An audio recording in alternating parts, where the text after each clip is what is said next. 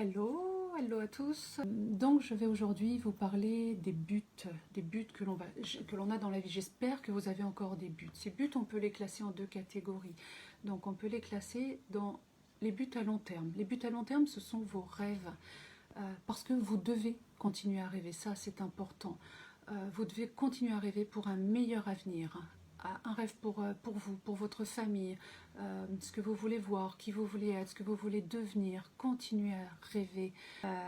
Rêvez vos rêves, c'est super important.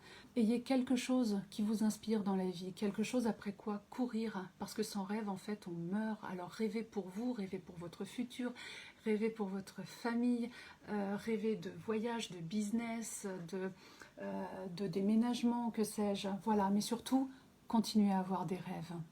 Et puis il y a également dans les buts à court terme. Les buts à court terme, ce sont les buts pour demain, les buts pour l'immédiat en fait, pour un futur immédiat. Et ces buts en fait, ils augmentent la confiance en soi. Pourquoi? Parce que quand vous allez atteindre l'un de ces buts, le réaliser, c'est parce que vous allez en fait avoir travaillé dur pour le réaliser et pour l'atteindre. Et donc ça va augmenter votre confiance en soi, en vous, pardon. Ça c'est important. Alors ces buts, on peut les classer en trois catégories. La première catégorie, ce sont les finances. Est-ce que vous planifiez vos finances? Parce qu'on s'est aperçu que tous les gens qui réussissent en réalité planifient méticuleusement leurs finances.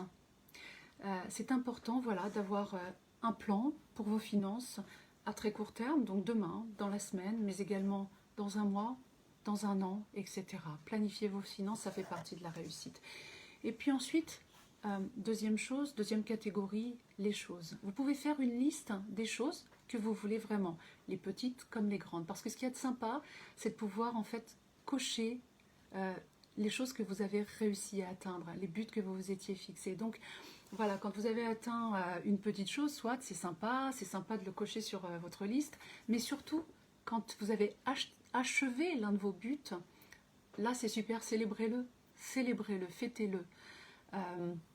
C'est hyper motivant. Auto-félicitez-vous parce que se féliciter finalement c'est signe de maturité. Ce qui l'est moins, c'est de demander, de chercher des félicitations auprès des autres. Mais en tout cas, quand vous achevez l'un de vos buts, quand vous achevez quelque chose que vous vouliez vraiment, eh bien, félicitez-vous. Super important. Troisième catégorie dans vos buts, c'est le développement personnel.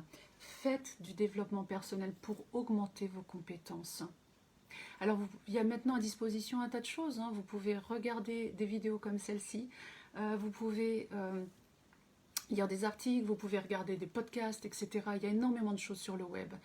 Surtout, faites du développement personnel. Ça vous permettra d'avancer. Ça vous permettra de travailler sur vous, de comprendre où sont vos freins, peut-être vos blocages, vos croyances. J'ai vécu moi-même une période d'interrogation pendant laquelle je me demandais quel était le sens de ma vie, ce que j'allais faire pour le reste de ma vie. Est-ce que j'allais avoir une vie comme ça qui passe, que je laisse aller, couler, voilà, confortable certes, mais sans paillettes? Ou est-ce que j'allais avoir des buts et des rêves plus grands?